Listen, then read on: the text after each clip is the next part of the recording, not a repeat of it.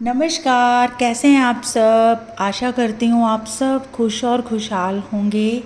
खुश रहें और पॉजिटिव रहें। रक्षाबंधन है परसों, तो मैंने सोचा एक सिंपल सी मिठाई बना लेते हैं। बाज़ार की मिठाई के कंपेयरली घर पे बनाई हुई मिठाइयाँ ज़्यादा अच्छी होती हैं, क्योंकि उन्हें हम सफाई से अपने घर में बनाते हैं। हर चीज़ साफ़ सुथरी होती है, तो उससे बीमार होने का डर नहीं होता। वरना बाज़ार में तो मिठाइयाँ बस सजा कर रखी हुई होती हैं और सब पुराना मटेरियल ही यूज़ करते हैं, अच्छी सी अच्छी दुकानों में भी। तो आओ एक मिठाई बनाते हैं सिंपल सी। तो सबसे पहले हम बनाएंगे चाशनी, क्योंकि चाशनी वाली ही मिठाई बनाएंगे। भाई बहन का त्यौहार है तो मिठास ही घुलनी चाहिए। यहाँ पर मैं 1 कटोरी चीनी ले रही हूँ और साथ ही थोड़ी सी ये पानी है, 1 कटोरी से थोड़ा सा कम, क्योंकि हमने बहुत ज़्यादा गाढ़ी चाशनी नहीं बनानी है। चिपचिपाहट वाली चाशनी जैसे कि अक्सर गुलाब जामुन के लिए बनाई जाती है। तो इसे हम यहाँ पर बनने देते हैं और इसके बीच में मैं डालने वाली हूँ 1 चुटकी कलर से ज़रा इसका अच्छा सा रंग आ जाएगा, क्योंकि रंग बिरंगी राखियों में मिठाई भी थोड़ी रंग बिरंगी ही हो तो बहुत अच्छी लगती है। अक्सर वैसे कलर वाली मिठाई अवॉइड करनी चाहिए, लेकिन ये घर में बनी हुई है तो कभी कभार खाने में कोई हर्ज नहीं है। तो अब इसके बाद हम नेक्स्ट प्रोसेस शुरू करते हैं, जो ये है। यहाँ पर मैंने 10 पीस ब्राउन ब्रेड के लिए हैं, जिसकी साइड्स मैंने निकाल दी थी। ये काफ़ी फ्रेश ब्रेड है, आपने फ्रेश ब्रेड लानी। बासी ब्रेड की मिठाई अच्छी नहीं बनेगी, तो इसकी मैंने सारी साइड्स निकाल दी हैं। ये ब्राउन साइड्स भी हम निकाल देंगे, क्योंकि इसकी साइड्स हमें बिल्कुल नहीं चाहिए, इससे फिर मिठाई के ख़राब होने का डर होता है। तो यहाँ पे मैंने ये 9 पीस लिए हैं, आप 10 भी ले सकते हैं। अब सबसे पहला काम है, इसको ज़रा हमने इसमें ग्राइंडर के बड़ा जो जग होता है ना, उसमें अच्छी तरीके से इसको ग्राइंड कर लेंगे। ये ज़्यादा ईजी हो जाता है। तो उधर चाशनी बन रही है और इधर हम इसकी ज़रा ग्राइंडिंग कर लेते हैं। वैसे ये बिना पानी के ही हो जाएगी। चाशनी बन के तैयार हो गई है, मैंने इसे बंद कर दिया था। ये बॉयल हो रही थी। कई बार गरम को दिखाना मुश्किल हो जाता है। ये मुश्किल से मैंने 3 से 4 मिनट इसको बॉयल किया तो ये बन गई है। ये देखिए, ये एक तार की नहीं है,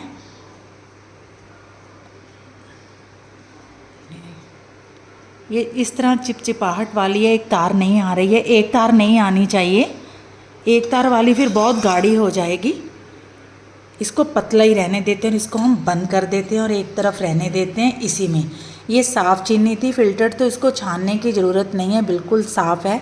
यदि आप खुली चीनी यूज़ करें तो उसे एक बार आप साफ़ कर लें, यानी दूध का 1 चम्मच डालकर या फिर नींबू का रस डाल के आप उसको छान कर इस्तेमाल करें। तो अब हम दूसरी तरफ जाते हैं। यहाँ पे मैंने थोड़ा सा खोया लिया है 50 ग्राम, क्योंकि 10 ब्रेड के पीस थे। तो सबसे पहले हम इस खोए को थोड़ा सा हल्का सा दूध डालकर इसको ज़रा नरम करते हैं अच्छी तरह से। हाथ के साथ थोड़ा मतलब लिक्विडी सा कर लेते हैं थोड़ा सा। जो दूध मैंने इस्तेमाल किया था वो थोड़ा सा मलाई वाला था, यानी कि 1-2 चम्मच उसमें मलाई थी। तो वो दूध भी आप यूज़ कर सकते हैं। ये दूध गर्म दूध नहीं था, ठंडा दूध ही था। तो इसको मैंने खोए में मिक्स किया तो ये बहुत जल्दी मिक्स हो गया। अब आती है कि जो ब्रेड हमने एक तरह से इसके ब्रेड क्रम्स बना दिए हैं।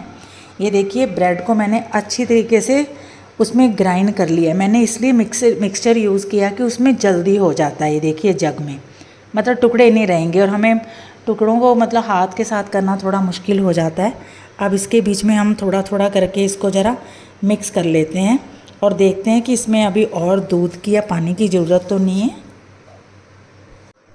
ये देखिए, मैंने जिस खोए को थोड़ा सा मुलायम किया था, लेकिन अभी ये सख्त है। एक्चुअली ब्रेड भी मैदे की बनती है। यदि आप इसे घर में बनाते हैं तो आटे की ब्रेड भी अच्छी होती है, लेकिन लेनी ब्रेड ही और ब्राउन ब्रेड लें तो बेस्ट है। वाइट ब्रेड भी ले सकते हैं, या आपकी चॉइस पे डिपेंड करता है। तो अब देखिए, ये मैंने इसको कर लिया, लेकिन ये अभी सख्त है। तो इसमें हम थोड़ा सा दूध और इस्तेमाल करेंगे और इसको अच्छी तरीके से ज़रा मुलायम करेंगे। यहाँ पे मैंने डो बना लिया है। इसी प्रांत में बनाया था और मलाई वाला दूध था। तो मैं यहाँ पे ये कहना चाहती हूँ कि जब आपने दूध डालना है तो एकदम से नहीं डालना है, थोड़ा थोड़ा डालना है। और क्या निशानी होती है कि आटा इसका डो अच्छी तरह बन गया, तो देखिए जब आप इसको इस तरह से, जिस तरह आटा मलेंगे ना, तो पहले तो ये चिपक जाएगा, लेकिन जैसे ही आटा तैयार होगा आप इसको मलेंगे तो ये प्रांत को छोड़ना शुरू कर देगा।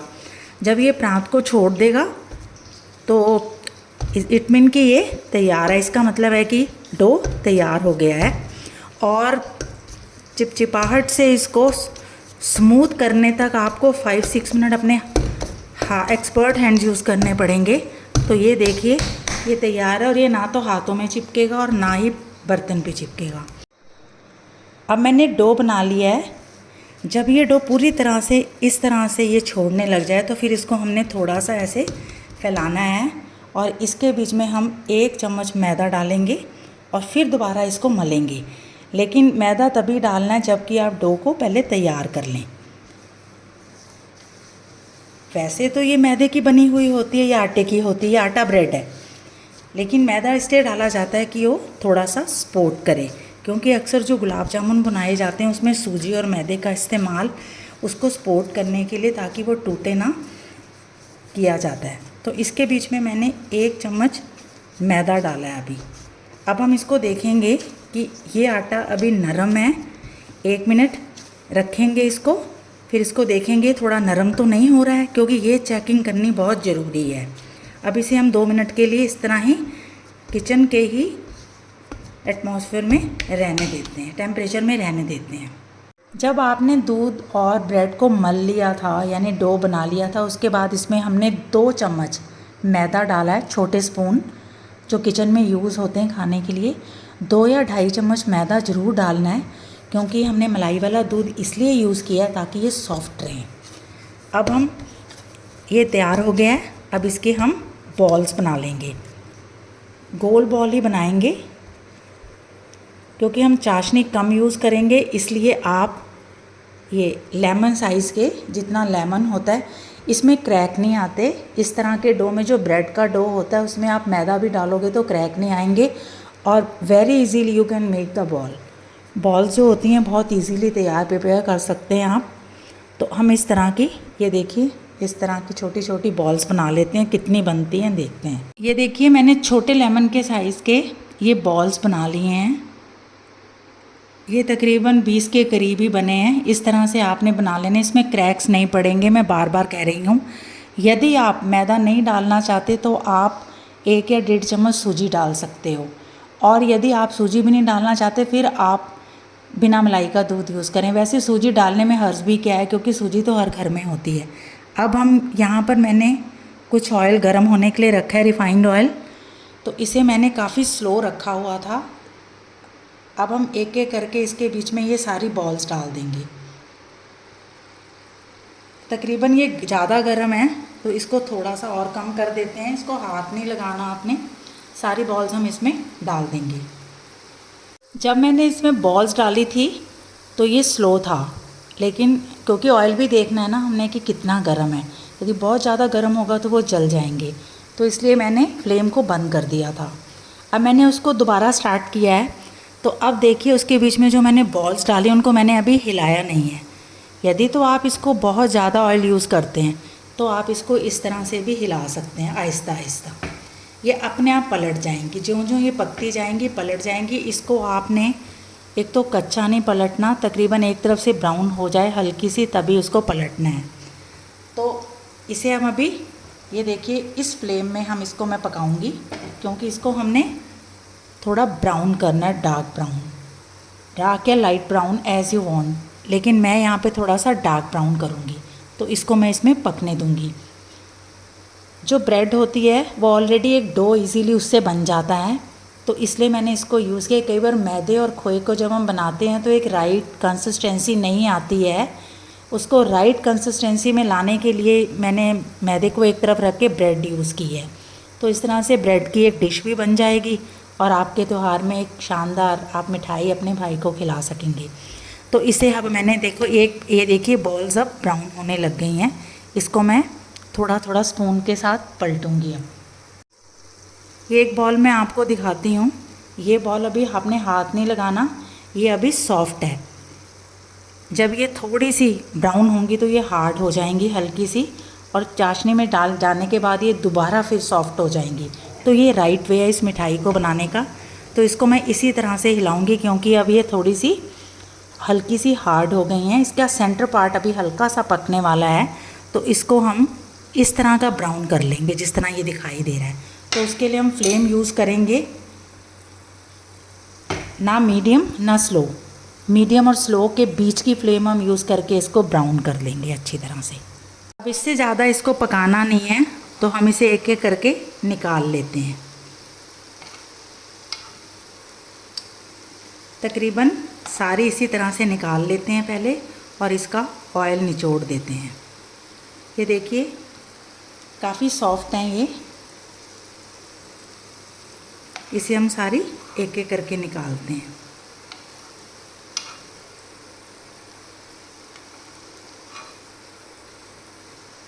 जी इस तरह से आपने इसको निकाल लेना है। इस मिठाई को ज़्यादा देर चाशनी में रखने की ज़रूरत नहीं है, तो इसे मैंने सिर्फ इसका घी निचोड़कर इसको 2 मिनट के लिए मैंने इस तरह से पलटा कर, ये इस तरह से, ये देखिए इस तरह से इसको चाशनी में रखा है। तो ये बहुत ही अच्छे हो गए हैं। ये देखिए ये सारे मैंने इसमें डाल दिए थे। अब इसे हम एक प्लेट में निकाल लेते हैं। लीजिए आप सबके लिए ब्रेड और खोए की रस भरी मिठाई। इसे ना तो ज़्यादा चाशनी में रखने की ज़रूरत है और इसको ना ही स्लो आंच में पकाने की ज़रूरत है। बस ये चीज़ों का आपने ध्यान रखना है। ये जैसे जैसे ठंडे हो जाएंगे हल्के से बिल्कुल नॉर्मल कंसिस्टेंसी में आ जाएंगे। ये देखिए ये इस तरह से होंगे अंदर से, और बहुत ही टेस्टी होते हैं खाने में। तो लीजिए आप सबके लिए ब्रेड और खोए के रस भरे।